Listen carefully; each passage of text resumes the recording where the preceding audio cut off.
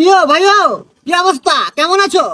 আর গরিব মানুষের অবস্থা রে ভাই, কাছে টাকা পয়সা নাই, কোনো কাজ কামও নাই, কি হয়ে খায়।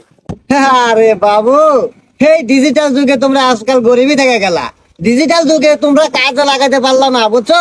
এই যে আমাকে দেখো, আমাকে আজ পাঁচটা মোটর সাইকেল, ঢাকায় 10 তলা ফ্ল্যাট বাসা, বুঝছো? দেখো আমার স্টাইল দেখো, আজ আমি কোটিপতি।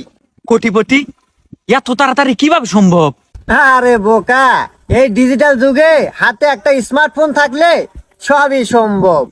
হ্যাঁ, স্মার্টফোন দিয়ে বড় লোক করা যায়, তাহলে কিভাবে কি আমাকে একটু শিখাতে। আরে শিখাবো শিখাবো, সবই